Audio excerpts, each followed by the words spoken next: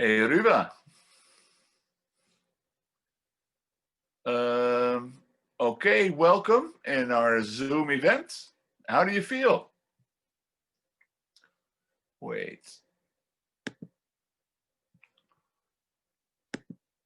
This is the first time I'm involved in a global Zoom meeting with many deaf interpreters. I've never been in a Zoom meeting with so many interpreters. I think it's beautiful. And congratulations on achieving this. And I'm so proud to be part of it. Thank you, Dami, for your wonderful idea to set up these global Zoom meetings. And also to have deaf interpreters involved in international sign. So hats off. Again, I'm thrilled to be part of it. Thank you for the invitation.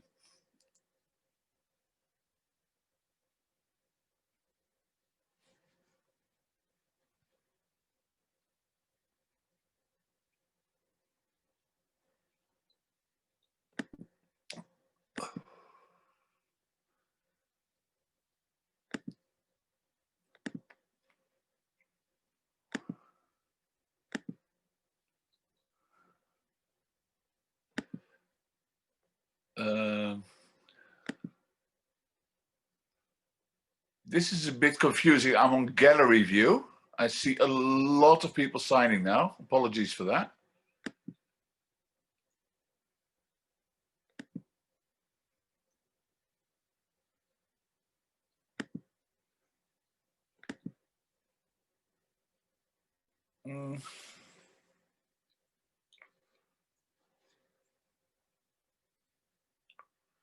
Ruva, just watch me. Dami is saying, you're okay.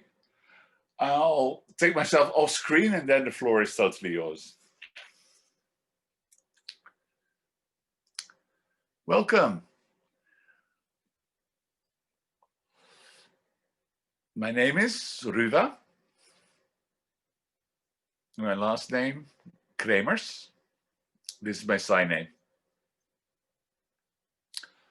I'm deaf.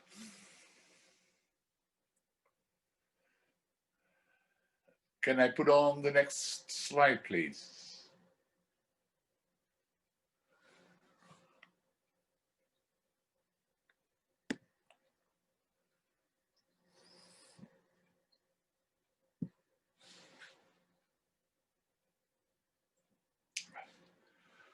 So again, welcome.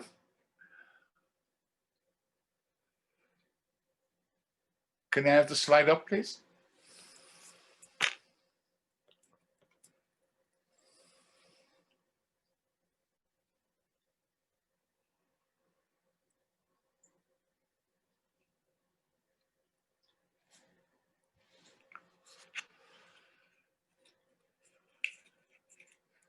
We're a small minority in the European deaf communities. It's not easy to be a deaf Roma.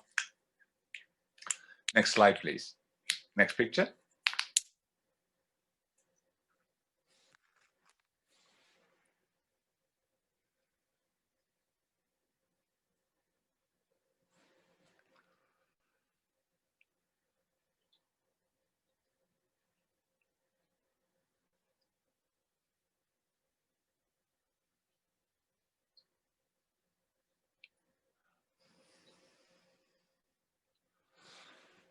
I'll start this program by telling you a bit of my life story, how I grew up.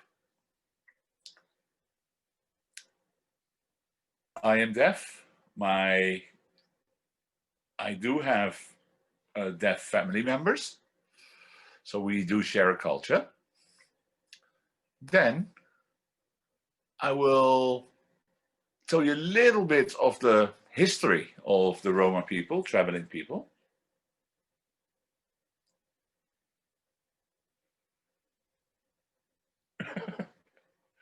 I'm sorry, I'm a bit nervous.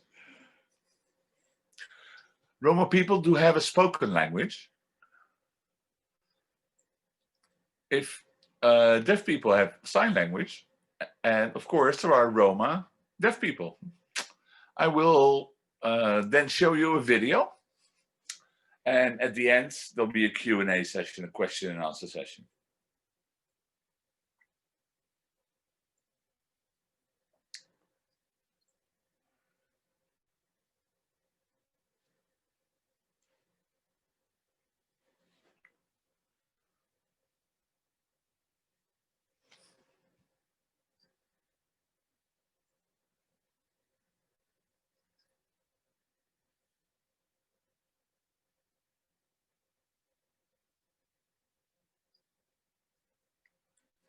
So I was born deaf. My father and mother are deaf. And I was born in Kosovo. When I was age 6, I started going to school in Kosovo. In Prizren. I will spell it Prizren. In the Prizren Deaf School.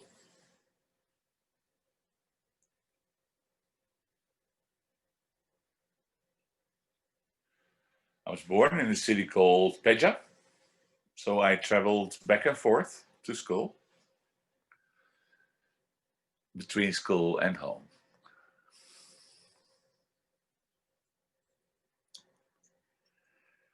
We were in integrated schools. In my school had about 150 or 200 students. We stayed in the dormitory, and only twice a year we were allowed to go back to our families.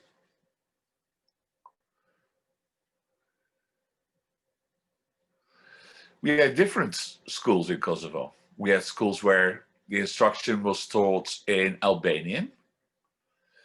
In another school, the language was Serbo-Croatian.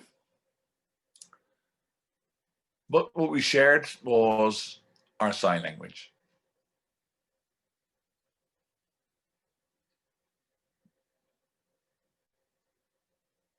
Next slide, please.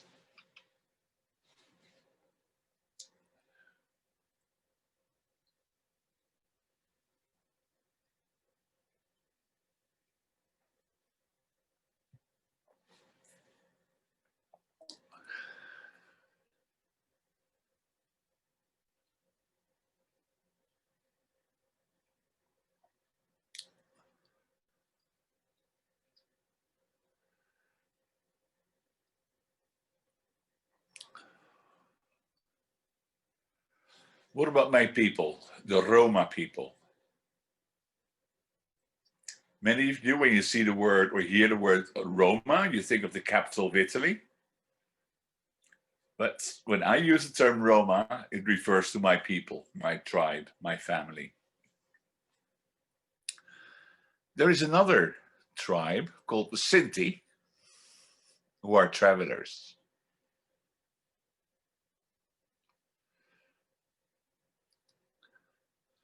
And our history of both tribes started way back when in India,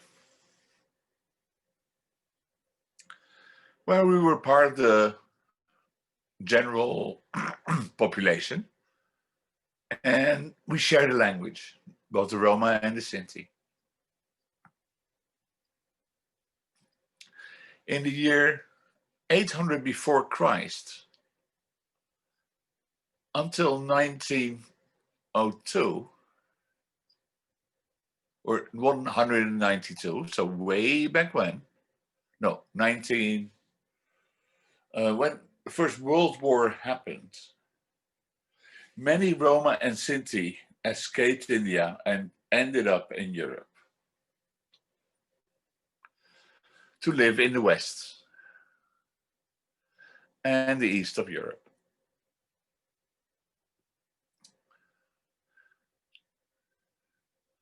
Many went to Romania, built a life there, built their families there and stayed.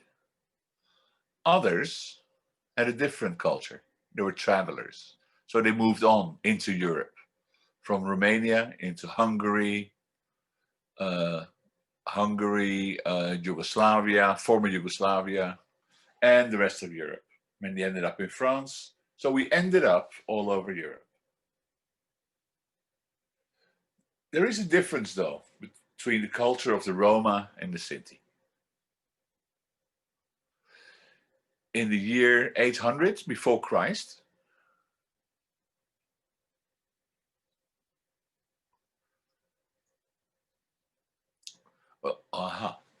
interpreter error.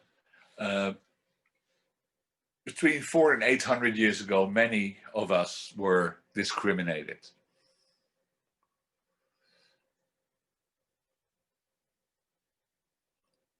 And we were given a free pass to travel, a kind of pre-passport. So we were allowed to travel the world. The police or customs wouldn't bother us. So we were allowed to cross language borders. The Roma mostly settled in households, whereas the Sinti kept on traveling.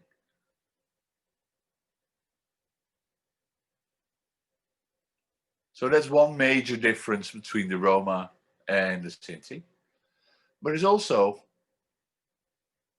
a difference between social classes between the Roma, within the Roma and within the Sinti community. I see many signs being used for Roma and Sinti, like this: gypsies, other terms, please, deaf people. We have proper signs. This is the sign for Roma. That's official. It's our sign. This sign for fiddler that many people use is really something for the hearing Roma, the musicians you sometimes see performing on the street. But in sign language, this is the name sign for our people. And you spell it like R-O-M-A.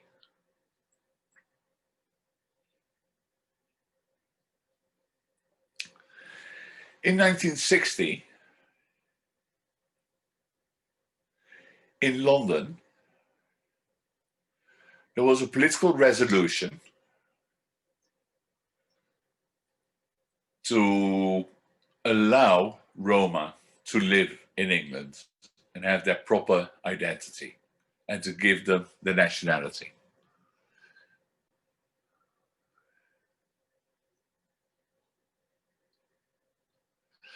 And increasingly, other countries in Europe started recognizing the existence of Roma. And now, still, many people, especially in the deaf community, are unaware of Roma culture. Hearing people are becoming increasingly aware, but deaf people, there are still confusions about our existence. And that's one of the reasons why I'm proud to be here and share you part of my life story.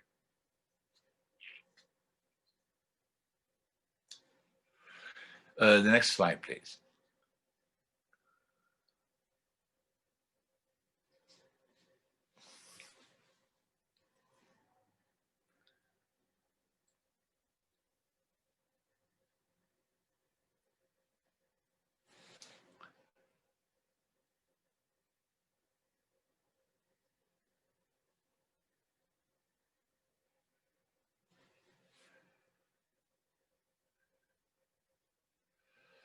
Hearing Roma have their own language. Likewise, Roma people have their own sign language.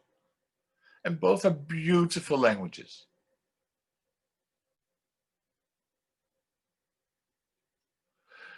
Sorry, I just lost my train of thought here. Let me go back to my notes. 1 second, please.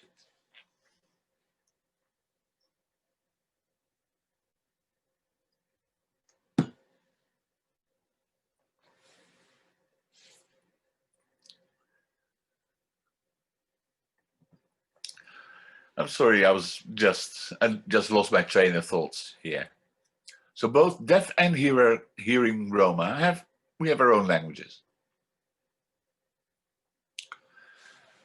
Roma Sign Language is beautiful, but when we meet hearing Roma people, it becomes a very impoverished gesture form of communication. So there is communication possible, but it's not very in-depth. In Kosovo, sign language is still being researched. It's not been recognized as a language. But I just want to let you know that Roma deaf people have our own sign language, and one day, I'm sure our language will be recognized. One day in the future.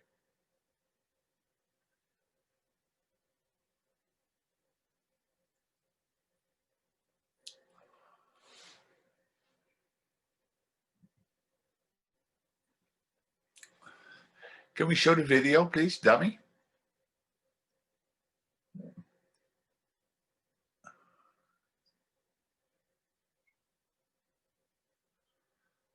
Almost there.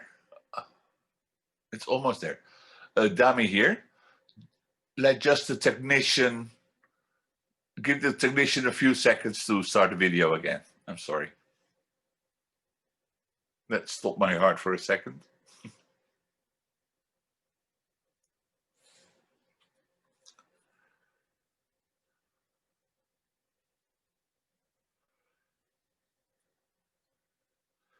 So you're now going to watch a 2-minute video.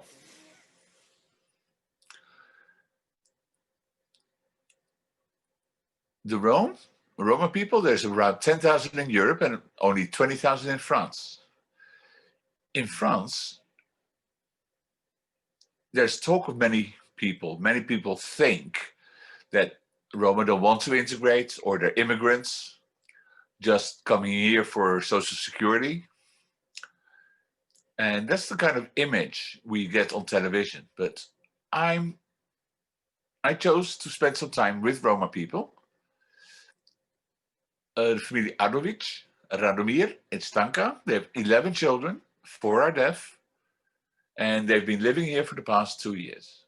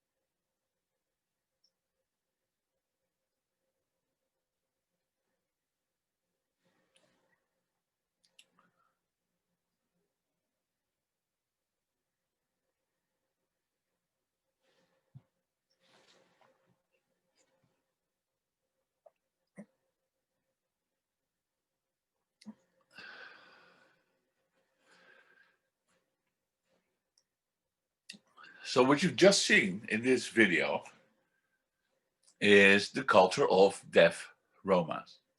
Most of them were not educated at all. They've been living in several places in Europe, meeting many barriers, especially they had no access to education. So many deaf Roma who ended up in a place, remained unemployed, were thrown out of the country, be it to France, to Italy, to other places. As you just saw in the video, there was this family who arrived in France and yet had to learn another language. Some of them had to go to school in Germany, learn a bit of German, were thrown out of the country, had yet to learn another spoken language and another sign language. So why is it that there is no good education? Part of the reason is that many Romas were scattered all over the place with communication problems, broken family ties, and without access to education at all. Of course, on top of that, we also suffer from the lack of respect for deaf culture and deaf communities in many European countries. So life for many Roma deaf people is not good in Europe. But we have to live on. And we will. But we're very uncertain about our future. Can I have the next picture, please? All right, let me step in here, Dami. Can we have a change for the deaf interpreters, please? Can we have the next team of deaf interpreters step in? Okay. It looks that all the interpreters are back on. Ruva, back to you.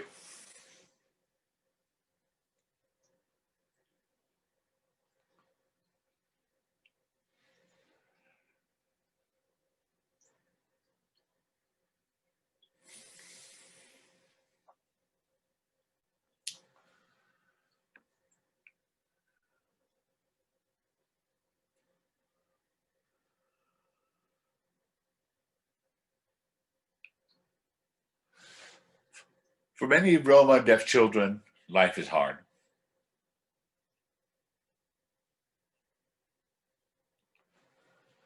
Looking back at my own life,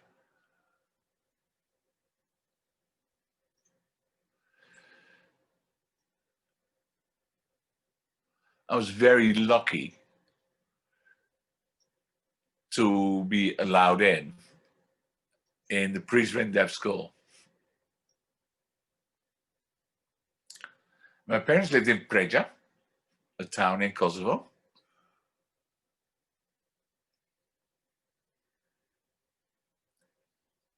And I was lucky to enter school when I was only 6 years old. I had an older deaf brother who were already enrolled in school. So as the third deaf child in the family, it was kind of easy. When I entered the deaf school first, it was the first time that I saw deaf children who didn't know how to sign. I had the language from home. My father and mother had talked to me, had signed to me from the moment I was born. So I was raised with the language. Now I arrived at a deaf school and I saw my peers not knowing any sign language.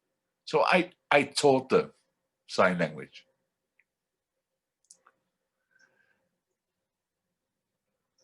The education was oral. So it was us, the children, that had to teach our teachers how to sign. We simply copied what the teachers wrote on the blackboard without understanding what was going on or what it meant. But amongst ourselves, we signed.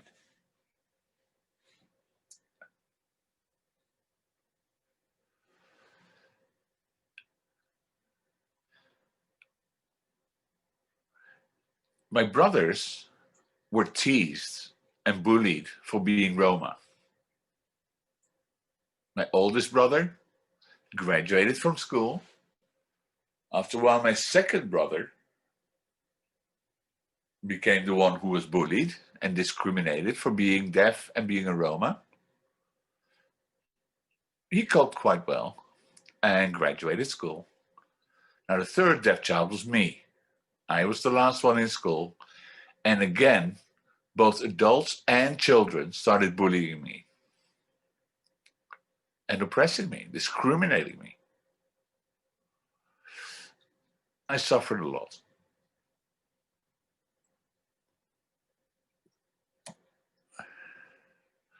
I was always happy to spend the 2 school holidays a year with my family at home.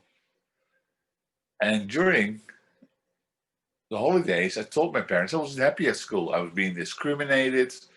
I was bullied for being a Roma. And I asked my parents, why do they bully us? My father always said, Ruva, do not be afraid.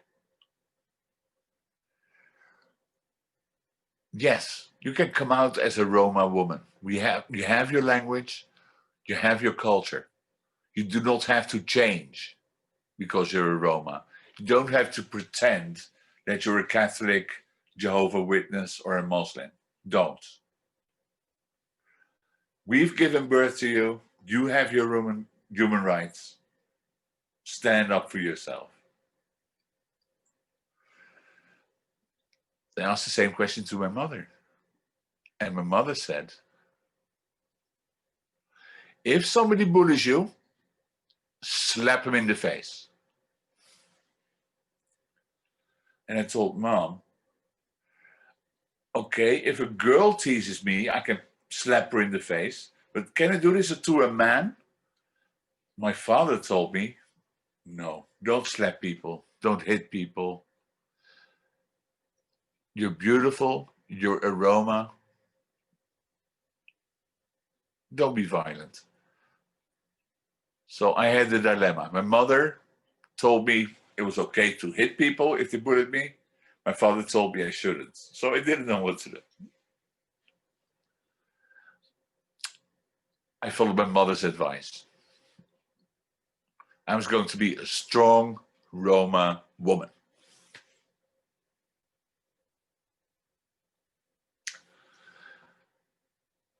After that holiday, when I came back to school, I felt very confident. Again, children and adults alike bullied me like, you're a Roma, you're a Roma. So, poof, I hit the first child who bullied me.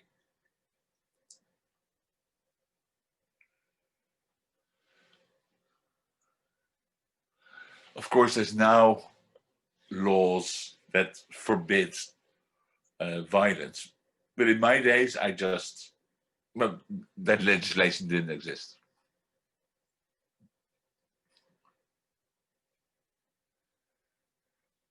Then I got bullied for people saying, yeah, Roma people are very violent. And I just came out. I said, my parents were proud of me. Likewise, you, if you're born Catholic, your parents are proud of you. If your parents are Albanian, they're proud of you.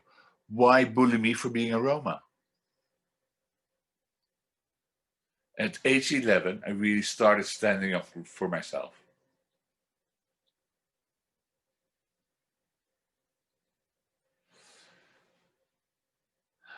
I was discriminated and bullied by many children and adults alike. But at the same time, I was the one who introduced sign language to many of them. I was the sign language teacher. One year, Christmas holiday came, and it was time for me to go back home to my family for the Christmas holidays.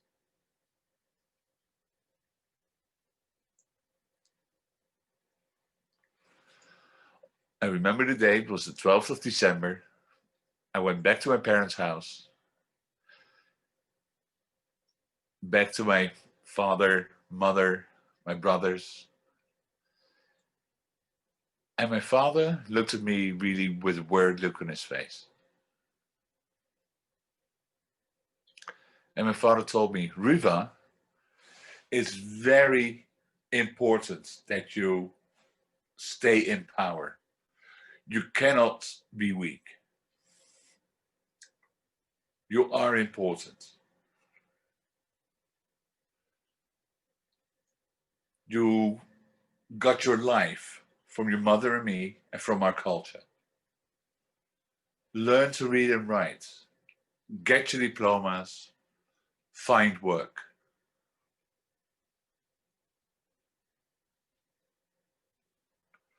Find a good man. We will support you.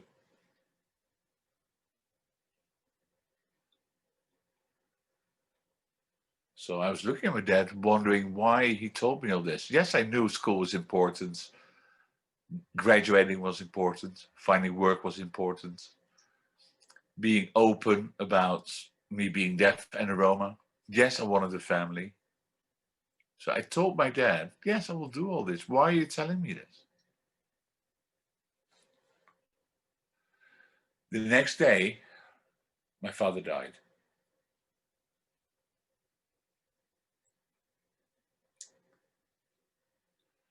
I felt such a loss. Yesterday, I've had this deep conversation with my father. It was very short, but very meaningful. And I felt so uncertain about the future. I always counted on my family living forever, counted on their support. And now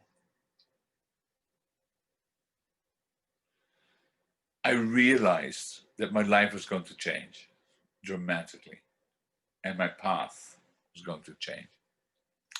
Next slide, please.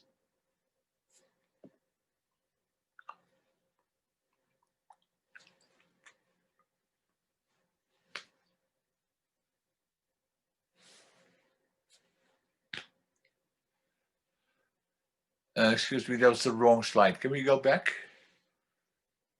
India?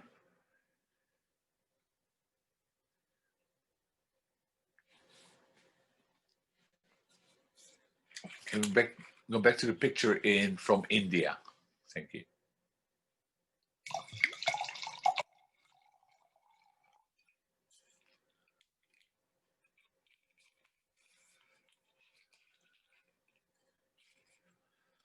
The picture you just saw was kind of a slum of Roma and or Sinti who lived in India. In slums, favelas. In Roma culture, the man is always in charge. It's a very patriarchal community. Women stay at home, take care of the children, the food, the cooking, the laundry. Women are not allowed to go out of the house.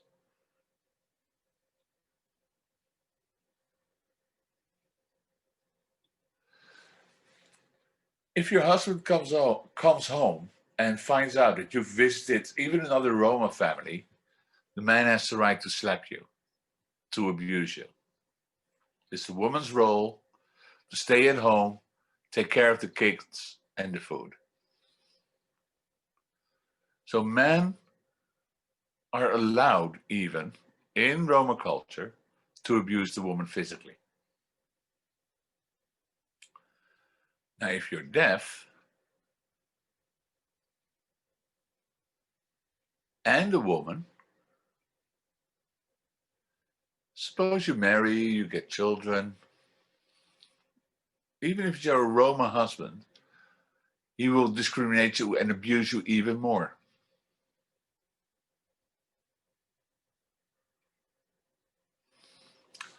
Suppose as a woman you haven't cooked, the meal isn't ready on time, the man will abuse you. When the man comes home and sees the food isn't ready yet, he will physically abuse the woman, terribly. So women have to be subservient. So now, both deaf man and deaf Roma have a tradition of abusing their wives. There's a lot of discrimination and oppression of women. So for a deaf Roma woman, life's not good.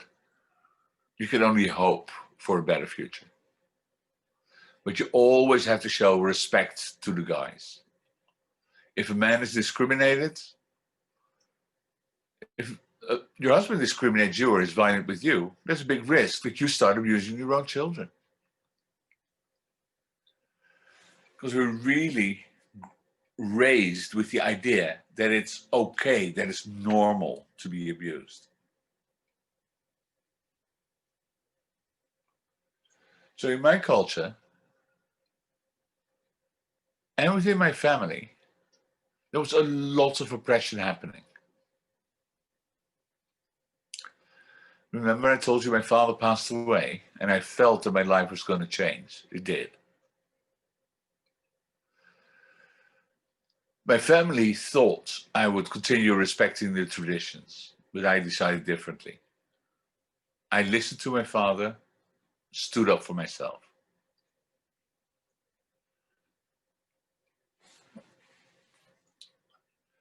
My oldest brother told me, your dad is dead now, now I'm in charge.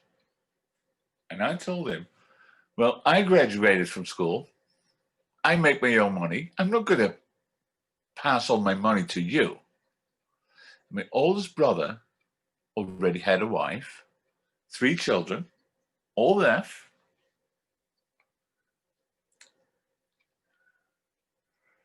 In my brother's, in my mother's family business, my oldest brother already had a job.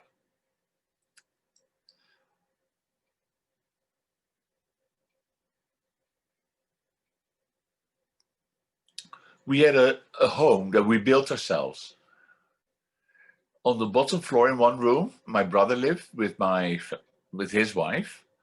In the other house,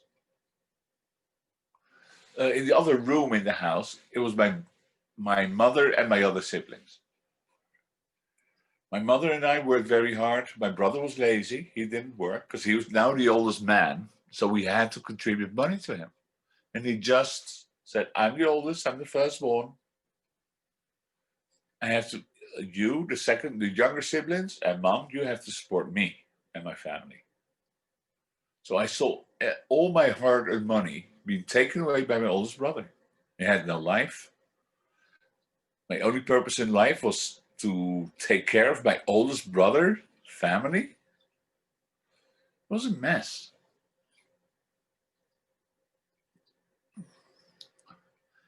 My mother and me, who had built this house, again, 2 rooms, we lived together under the same roof. The attic was empty. There was no money to further expand the house. And all our work, all the money we earned went to support my brother and his children and his wife. We felt life was wasted. Just because for cultural reasons, my brother held that position in the family. He was oppressing us. I started having a series of arguments with my brother. I cried. I was bullied by other Roma people for being a woman, 18 years old, not even married.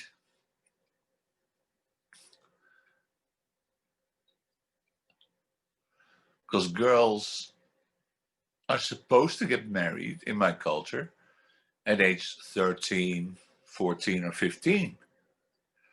When you're 16 or 17, you're supposed to have your first child and breastfeed.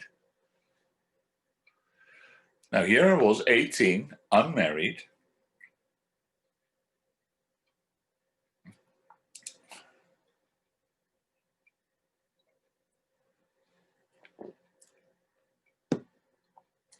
My mother, no, actually my oldest brother and my second brother and my mother wanted me to get married because the groom's family has to pay money to the family of the bride. In Roma culture, marriage is arranged. You're not allowed to fall in love, pick your own partner. And my brother and family was only interested in the money they could get from me.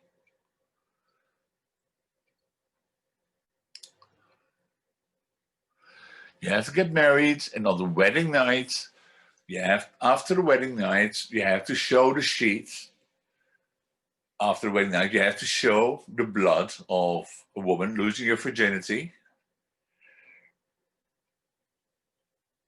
in order to show that you were a virgin married. And then everybody will applaud you, will be happy. That's the Roma culture. And I couldn't do that. I did not want to respect that cultural tradition. I said, no, you have to respect my body, my life. I will pick my own partner. My brother told me you can't. My family told me, you have to marry a Roma, Ruva. And you best marry a deaf Roma man. And I said, me marrying a deaf Roma man? I looked at the Roma deaf men around. There were none. And the few that there were either Catholic, Muslim, Orthodox.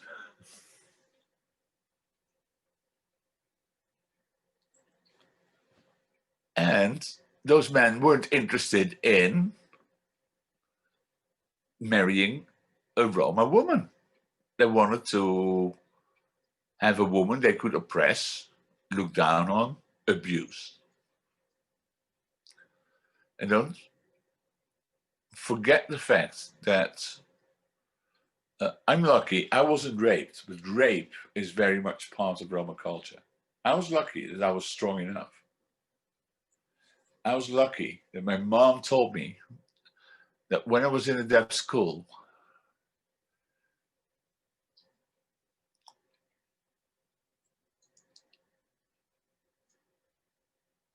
that there were approximately roughly 20 to 30 Roma kids in my deaf school as part of the 200 students population.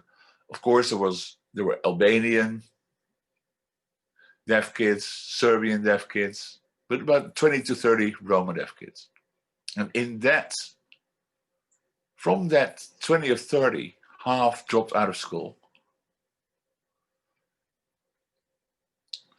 And my deaf Roma women, female friends, one after the other got raped or disappeared.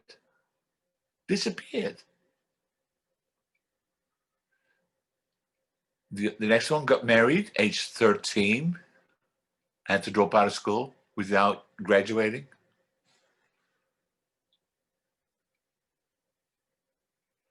So my aim in life was to obey my father, graduate. All my other Roman friends, especially the women, dropped out of school, got married, had children, babies, 2, 3. By the time they were 17 or 18. And here I was, 18. I met my former school friends.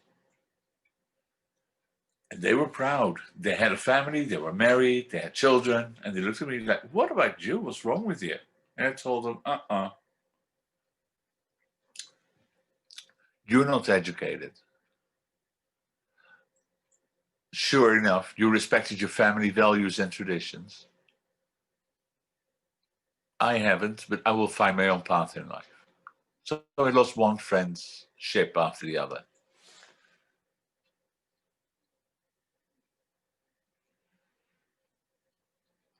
So deaf women are lost to life because they get married.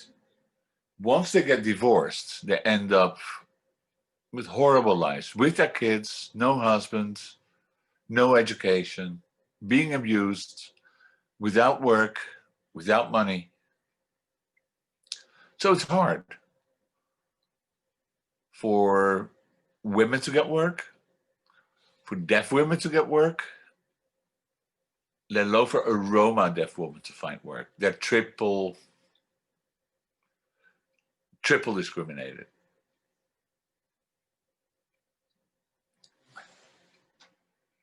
They're more abused, more bullied. They have no life. That's how life is. So, and that's how the discrimination of deaf people, deaf Roma, and deaf Roma women has been throughout history. I have learned to stand up for myself. I was lucky. Yeah.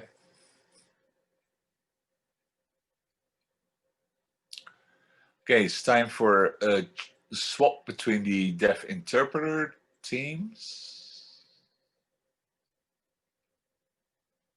Perfect. All our deaf interpreters are ready again. Perfect. Ruva, floor is back to you.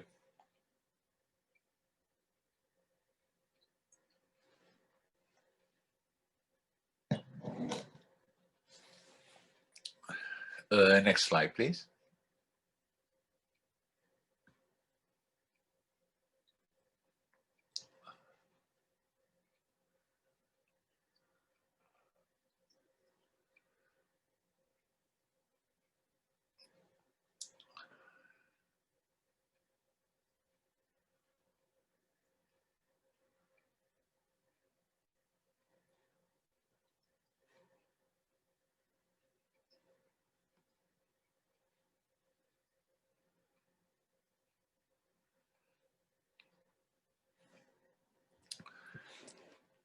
You may have recognized the flag of Switzerland.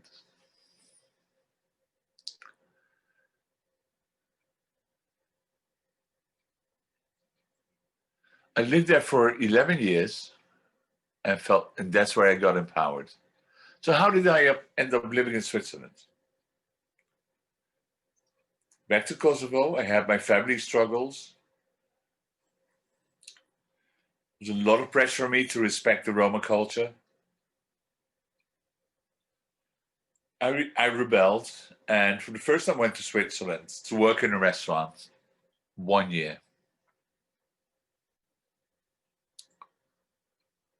After 1 year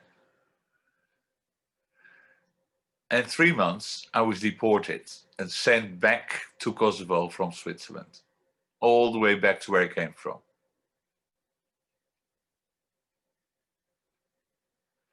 I returned to Switzerland the second time, got deported again. And the third time, I was finally given permission to stay in Switzerland. I had a job. I was employed.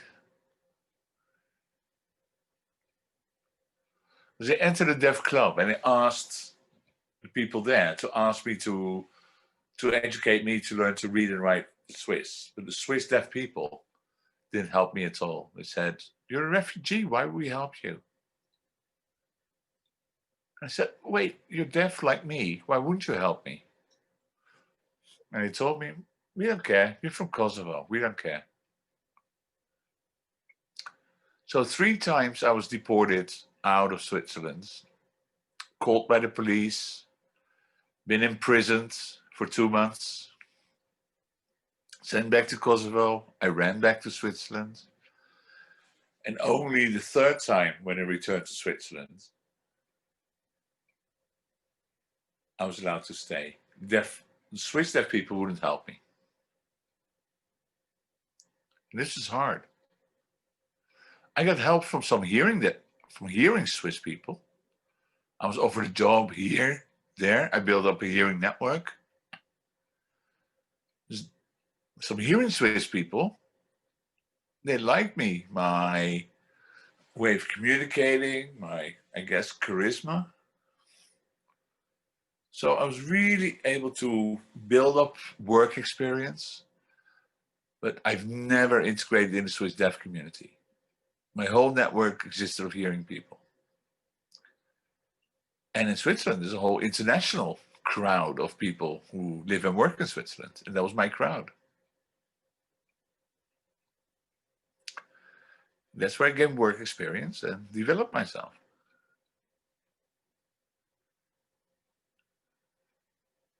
I've lived in 2 places in Switzerland. The first one is Zurich.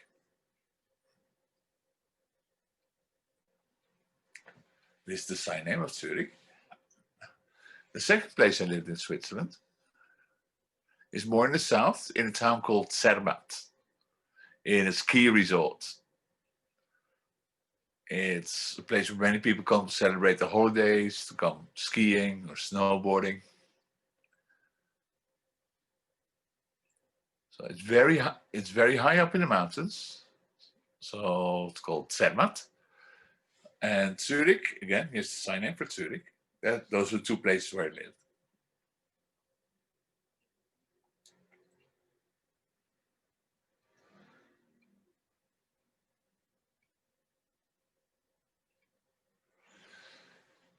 In Zurich, summer, I stayed in summer for roughly 6 months.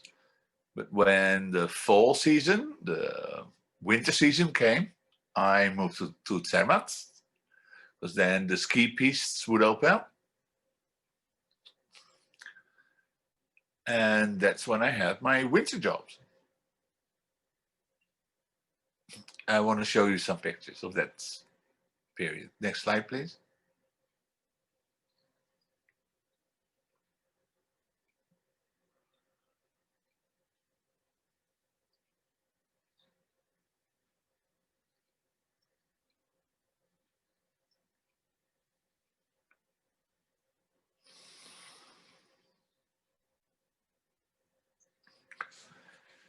as you may have seen from the pictures,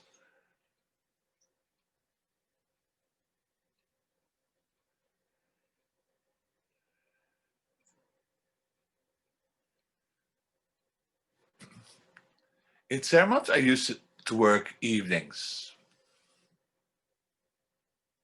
From 11 in the evening till 4, 5 in the morning. And then my job will be done. I worked as a waitress in a restaurant. I received a lot of support from the local people in Zermatt. Nobody ever talked to me about my ability to speak or my lack of ability to speak. They would sign to me, gesture to me, to anybody I came across. If somebody would talk to me, I would just show my ignorance face.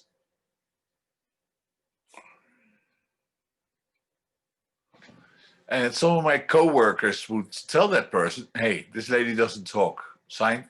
And the young person would say, how do I communicate with her? And my colleague would then teach them some signs. Like, this is the sign for beer. And the hearing people would gesture. And I would respond. And if they made the sign that looked like the gesture for beer, I would serve them one. So we taught the hearing guests different signs, beer, wine, etc. In that sense, my life in Zermatt was beautiful. Zermatt is a very international crowd. People who work there come from England, France, United States, Japan, Holland, Yugoslavia. The workers there are very international. So I worked in 2 places, twice a year, in Zermatt, 6 months, Zurich, 6 months. And I was lucky to meet a Dutch guy in Zermatt. And we happened to stay in the same hotel. And we happened to work in the same restaurant. So we met, became friends, we fell in love.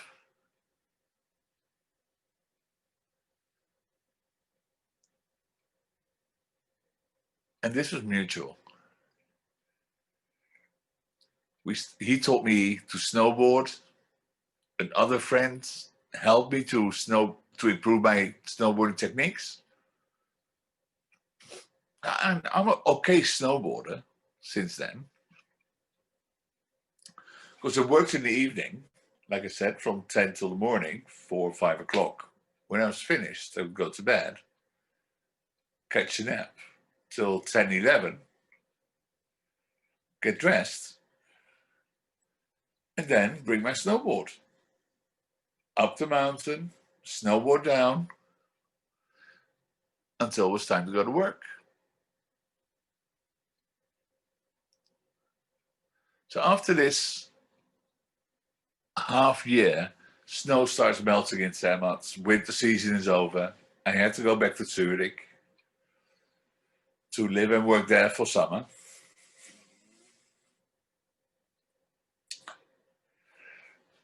And the Dutch guy I met moved back to Holland, kept thinking about me, jumped in his car, drove to Switzerland, to Zurich, went looking for me. When I saw him, I was so surprised. I said, hey, we worked together in Zermatt. And he said, yeah, but we met for half a year. I was really thinking of you. And would you be my girlfriend? So we met time and time again for 3 years. We had a long distance relationship, him in Holland, me in Zurich. And after 3 years, he told me, I love you. I'm in love with you. You want to marry me?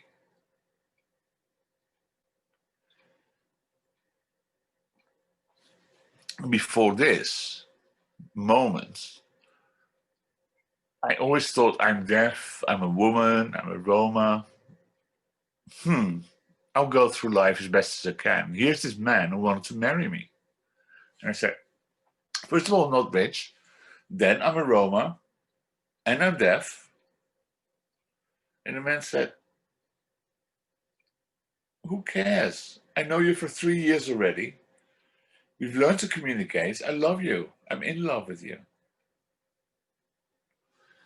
And the man told me, do you want to marry me? Yes or no? Because we know each other for 3 years. I think we're good. I told him yes.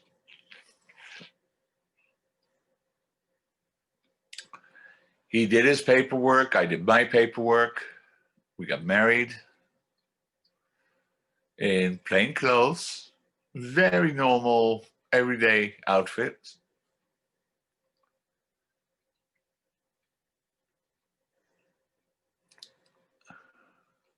I never before this moment thought I would ever marry a hearing man.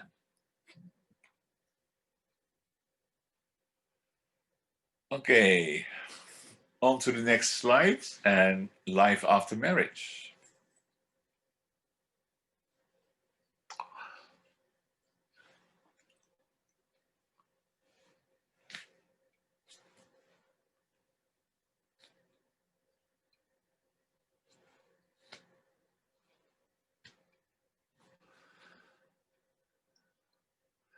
As you've seen in the picture, some typical Dutch culture, windmills and all.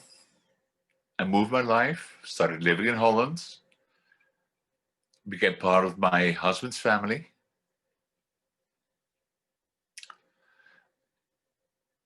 And I live in the south of Holland,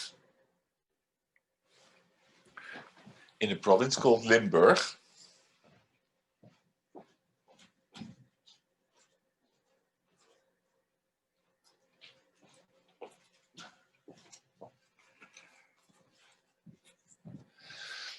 So that's where I moved to live with my husband. But my job was in Eindhoven. I'll spell it for you, Eynhdhoven.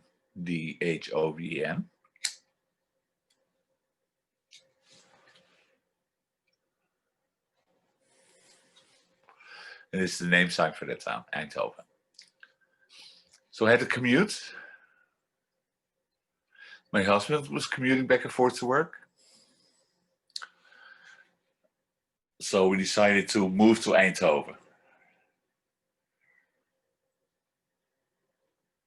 And in Dutch culture,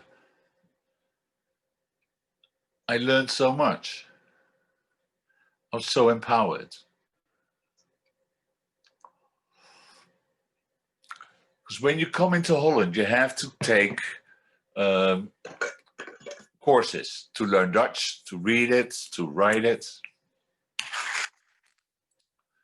And I connected to the Dutch Deaf Association, learned a lot about politics, deaf politics, advocacy. It was very different from my life in Switzerland, where I mainly socialized with the hearing people. Now in Holland, in Kosovo, I mainly mingled with deaf people, but they were illiterate. Now in Switzerland, I hang out mostly with hearing people. Now in Holland, I had a chance to do everything. To learn, read and write Dutch, meet people, deaf people, signing, educated. I learned so much.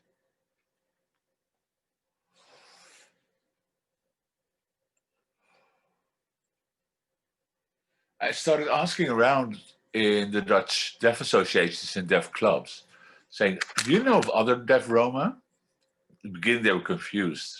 They didn't understand my question even. Hearing people knew about the existence of Roma. Deaf people didn't.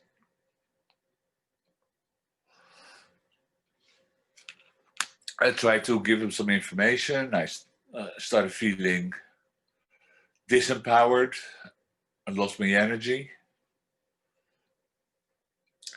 Then I contacted other deaf refugees and applied for a job training deaf refugees to become Dutch citizens.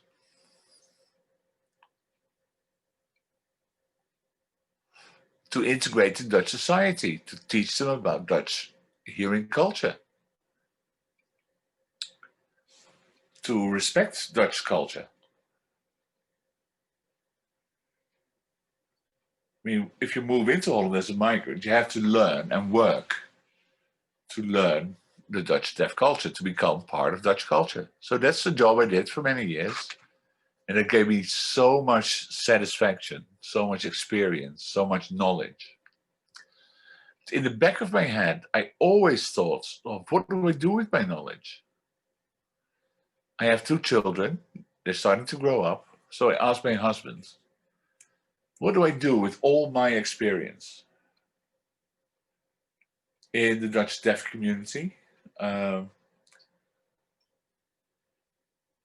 want to go back and work in Kosovo. My husband told me I was right.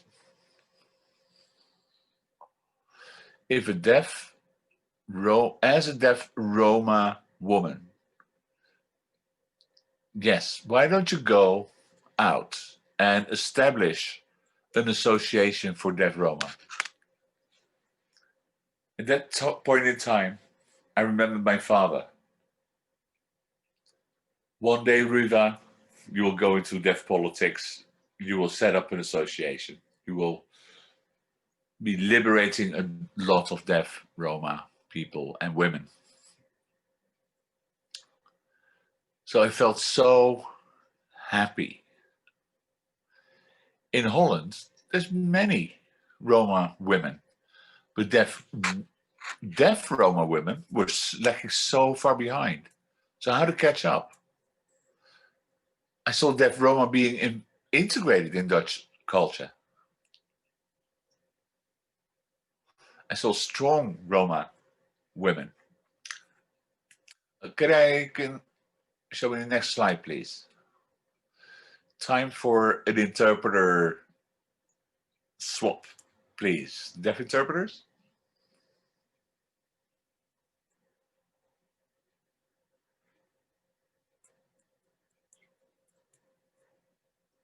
Okay, you're all good? Back to Ruva.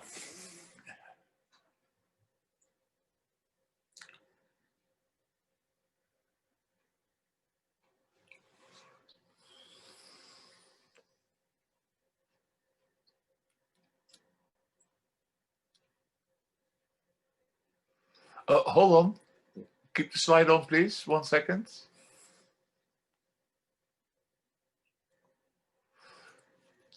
In the pictures you just saw,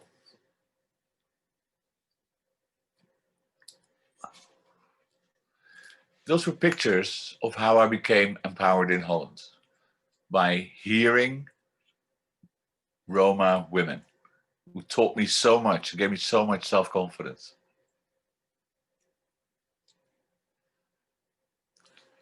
Hearing women in Roma managed to recruit a filmmaker.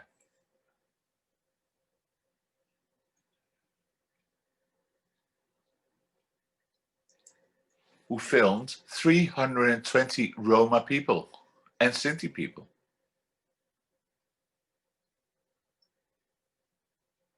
And then the Dutch Roma women told him that we know of a deaf Roma woman. He became interested, set up a meeting with me, and said, "You're a Roma, right?" And I said, "Yes." "Would you be part of my documentary?" And I said, "What's my story?" He said, "Well, I've interviewed many hearing Roma women, but it's the first time I meet a deaf Roma woman." We clicked. I told him my story. He made notes. We met for 2 times for long interviews. Then the filming started, and I was able to tell my life story and share it in 2 interview sessions. The documentary was shown on TV.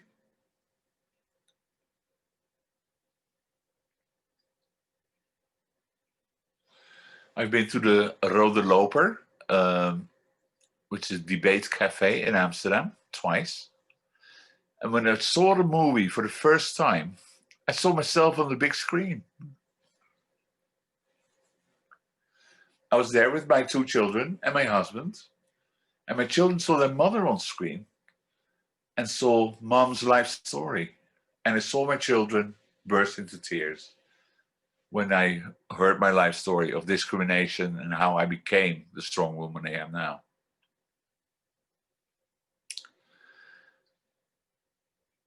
My children also thanked my father, or my husband, their father, and they thanked through me, my father, for empowering me. So I'm very proud of having been part of that movie.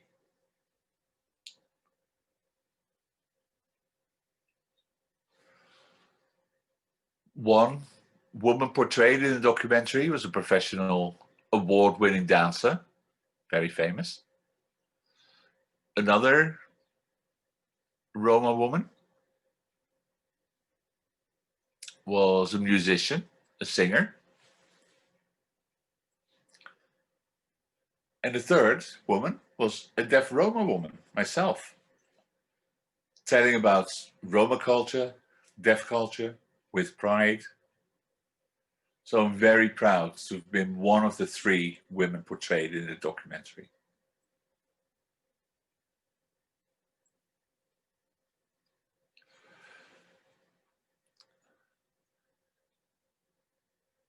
Next slide, please.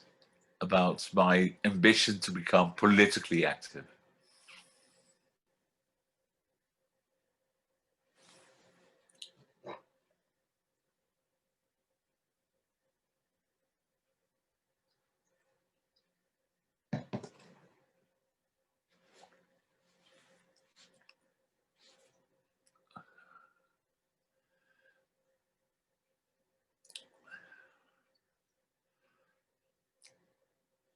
So why become politically active? There's many Roma people who are active politically, but so far no deaf Roma woman have become politically active. So I wanted to establish a Deaf Roma association in a positive spirit where everybody will be equal, men, women, children, and adults alike. And I'd always been thinking about the EUD, the European Union of the Deaf, with their headquarters in Brussels. And I've known and attended EUD meetings for 10, 15 years. So one day I approached them and said, "You're a European level organization of deaf people. Aren't you forgetting though about deaf Roma minorities?" And the EUD told me, "You're right. This is the first time we meet a deaf Roma and hear about your whole situation. We are 100% behind you."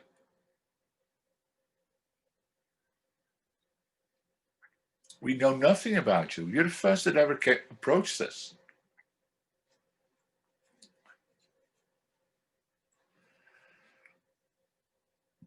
Get involved. So I told them I wanted to establish for the future generations a Roma Deaf Association for our children, for the future. And the EUD fully accepted my proposal.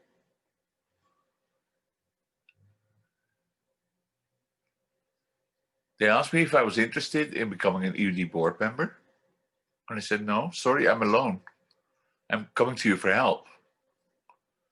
Because deaf Roma women and men, we are rare, and we have no one standing up as a politician. And the EUD told me, "What? I never thought deaf Roma would be in the closet." And I told them I'm honest. So that was my next step. The EUD told me I could not become a board member, but our door is open. You're welcome to come and observe our meetings. And I told them, "I need your information." And the EUD told me, "Sure."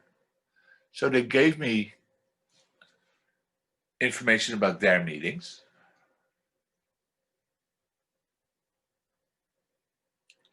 And on an EU level, the EUD had brought me in contact with an EU level Roma organization. Maybe some of you know the director of the EUD, Mark Wheatley. He's helped me so much.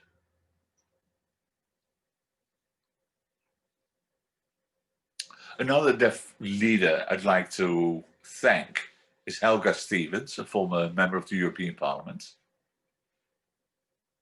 who also gave me information about Roma organizations. So I'm very grateful to both Mark and Helga, who allowed me to finally attend a Roma European conference. I had people who helped me translate my applications, etc. in English. And I was told at the conference, we didn't know of the existence of deaf Roma women. Very welcome. I, again, for the first time, was involved in an EU Roma meeting as an observer.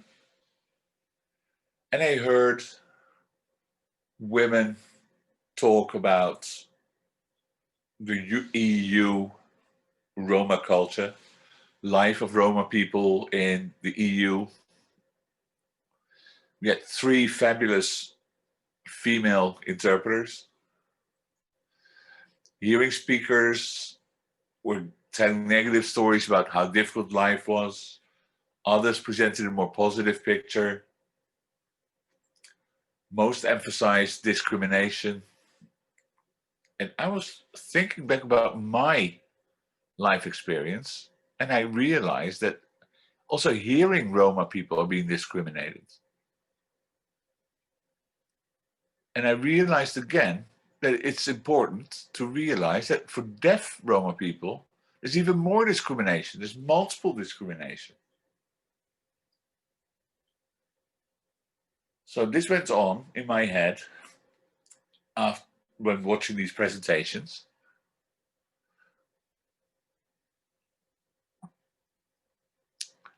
And afterwards, I went up to the speakers and said, some of you presented the positive aspects of Roma life, some the negative. Some emphasized the cultural tradition, culture we have. Some of you discussed the needs and the improved educational situation for Roma children. But what about deaf Roma? What about deaf Roma women? And all of them told me, well, you're the first one we meet. And I told them, as a Roma European community, you're failing us as deaf people. Many of us face educational barriers. And the hearing speakers told me, you're right, Ruva. They asked me, do you have a deaf Roma association? I told them no. And the reason is, I don't have the money to travel. Can you create a project with funding? So I started building my network, started connected to people. I approached the EUD.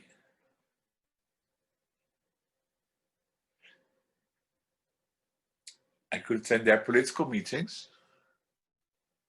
The EUD told me I was welcome. Yeah, you're welcome.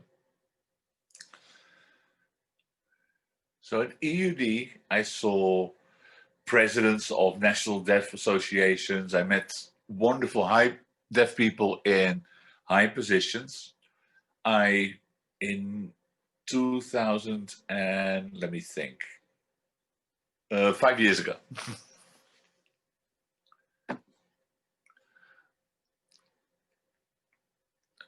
In 2015, I attended my first World Congress in Istanbul, met again very high-level deaf presenters, made many connections that last until today. So now I feel connected to presidents of national deaf associations throughout the EU. And I approached one after the other and asked them, do you know Roma deaf people? Some, yes, many no. And I told them, we need a European Deaf Roma Association. So now I have two parallel, let's say, networks. One in Deaf Europe, delegates who know me also. And I have a hearing network in Holland. Some also are connected on a European level. So they both help me, both networks, to advocate for deaf Romas. I would also like to invite sign linguists to look into the deaf Roma sign language.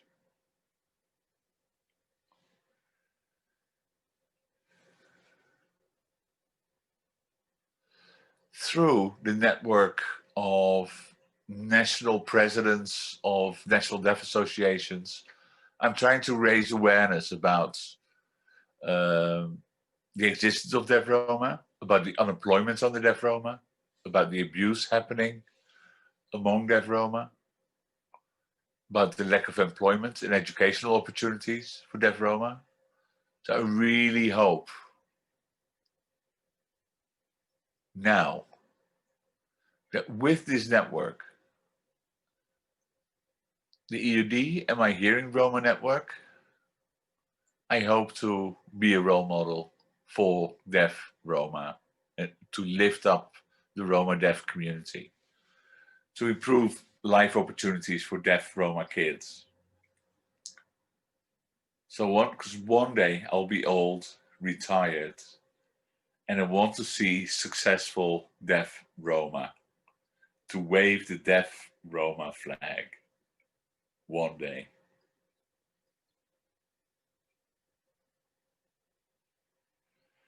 That's the future I want to see, and that's the future I'm trying to achieve.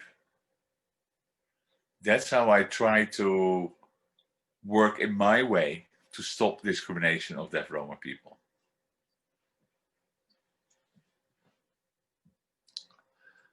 I feel lucky. I've given 3 lectures at European events. The first in Valencia, in Spain.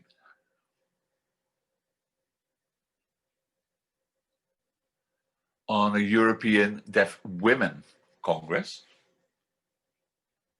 where I was asked to give a presentation about deaf Roma children, deaf Roma culture, etc.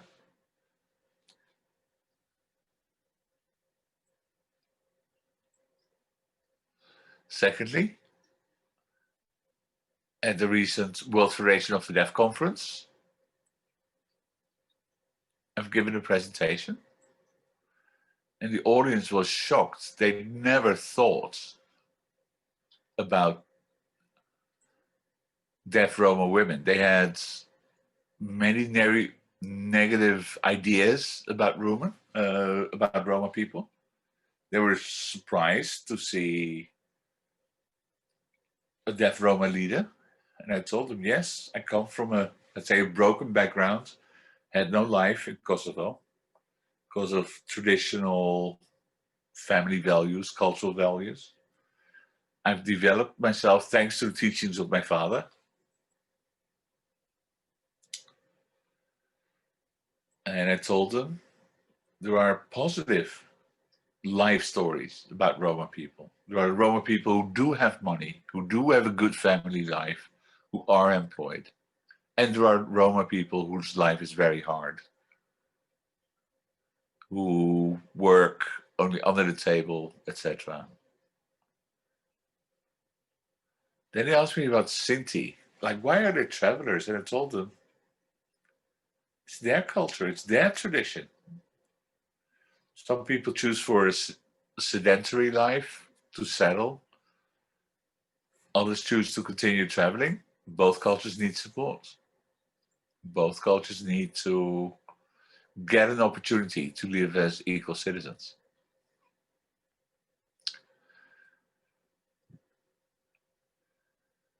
So the audience was really shocked. And I told them, well, we're equal like other people in the world there are several tribes, several races, several religions. We are one of you, but we're one of the most discarded groups, the most marginalized groups. But even within us, in this marginalized group, deaf people are lagging even more behind. So I was glad to have an opportunity to show them a positive deaf Roma story. So as I said, I've been given an opportunity to lecture 3 times. Some people got enlightened, other people still don't get it. So let's work for me in the future.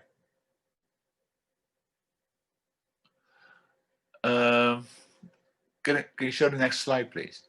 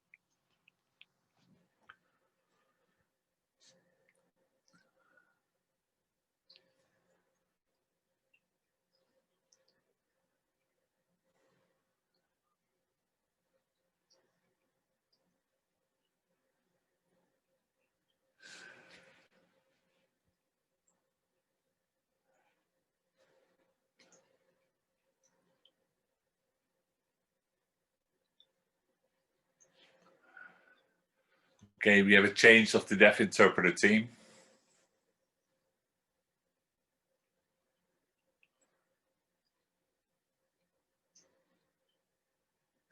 See all interpreters are back.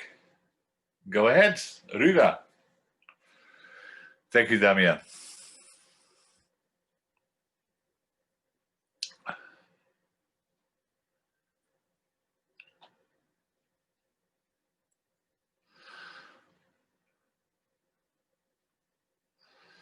The video you've seen just shows a life story from Poland.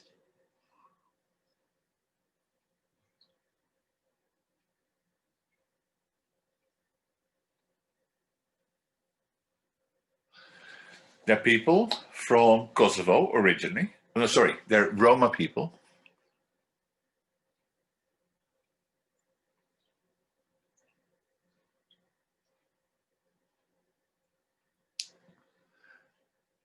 The documentary is called The Silent Queen.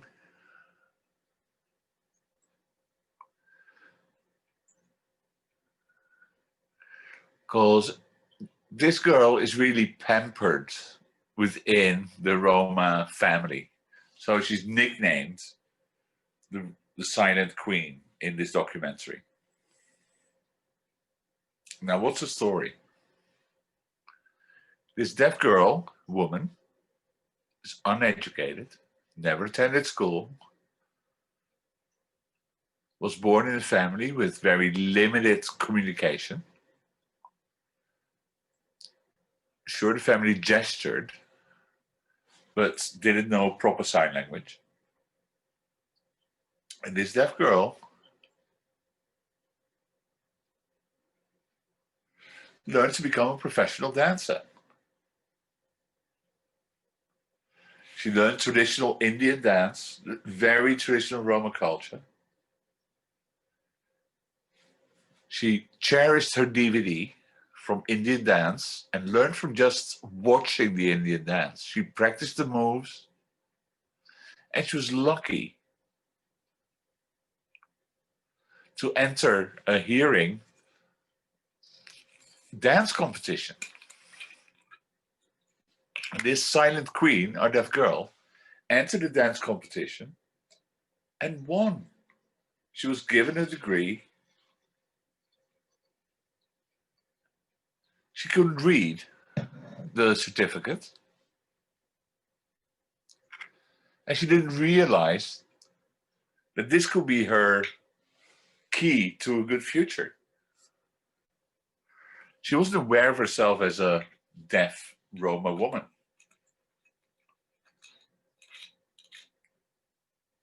As a woman, girl, she was discriminated, even within the family, physically abused.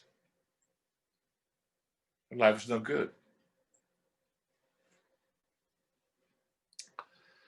So after she won the award, she was given hearing aids. And the other hearing kids teased her, like, now you can hear. But she had no sound awareness. She did not understand what the hearing aids gave her. So she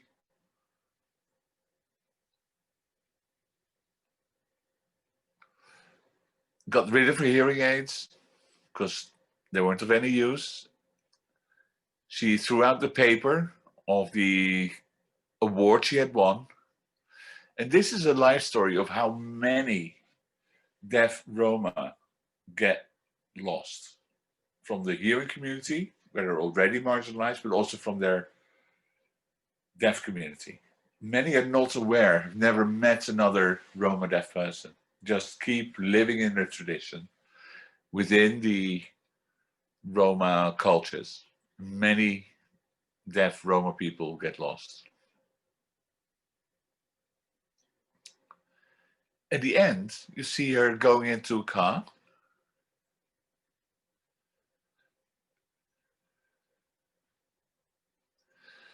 She entered this car, left Poland, and entered the deaf school. And we don't know. Was she able to get educated, to graduate? Her hearing family still lives in Poland. She's the only one in Romania, and we do not know how her life went on. I hope with some support to find her again.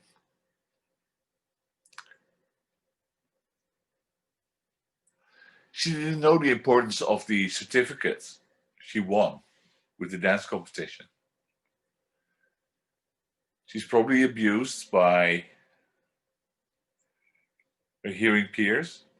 She may end up on the street being a pickpocket. So I really would like to see a European association established,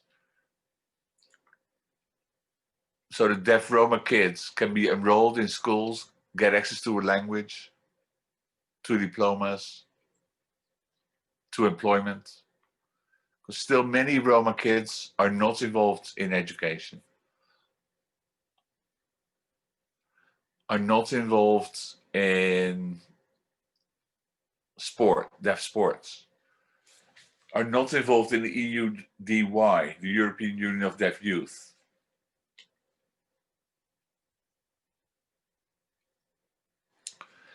Do not have, maybe have the access to technology, to international sign, to the global deaf community.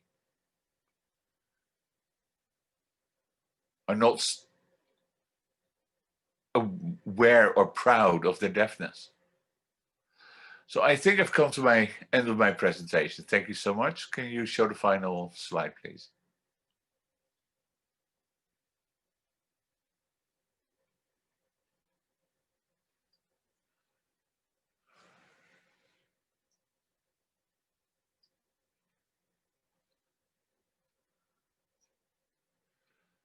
Are there any questions?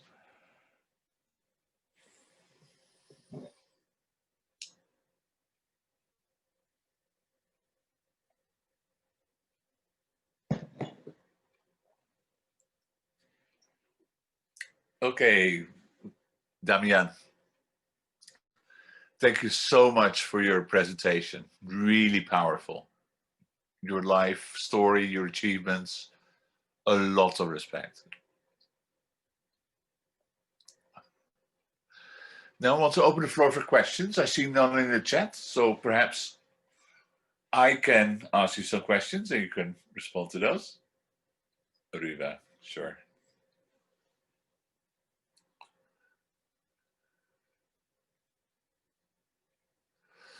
So we'll take it very slowly to give all deaf interpreters an opportunity. So if you can all see me, all right? Ruva, can you see me? Yes, I see you. Damian here. I have a question for you. You grew up in Kosovo, made it to Switzerland. What did you know about Switzerland?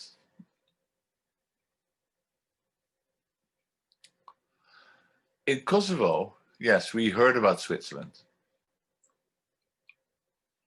I had a friend, a woman, Roma also, who had been to Switzerland, made friends there, found work there. She was invited by a deaf man to spend the holidays in Switzerland. One day he came to Kosovo, and that was the first time I met somebody who'd lived in Switzerland. He told me, you have no future in Kosovo, girl. This life's bad here. Come. In Switzerland, you have many more opportunities. So he promised to help me. We stayed in touch, and he got me to Switzerland for the first time, and the rest of the story I've told you already. Thank you. Your family, your father and mother, you're very grateful for what they gave you. They taught you many life lessons. Maybe they weren't able to teach you literacy, but without their life lessons, would you have maybe stayed in Kosovo? Yes, especially my father. My father was involved, was an advocate in Kosovo in politics. So he was a political activist. He taught me advocacy. He taught me to get educated, to graduate, and to become a politician advocating for deaf Roma. Without my father's life lessons, my life would have sucked. I would have stayed in Kosovo, not had any deaf Roma connections throughout Europe. So I'm very grateful, yes, for my father's life lessons. And now, if I look at my life now in Holland,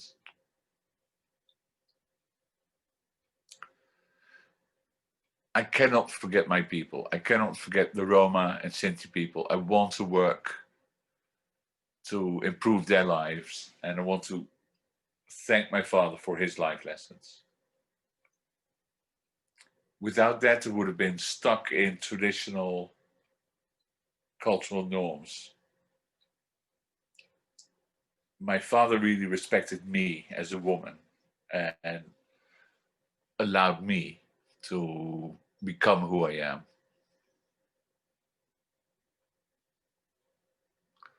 I don't see you anymore. Damian? I'll wait till Damian comes back.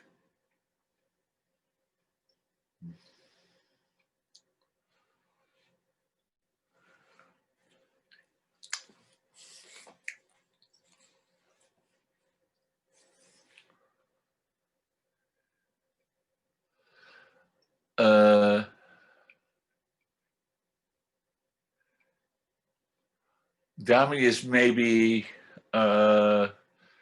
looking at his phone now to see if there were any questions. I'll just stay here and wait till Dami comes back with the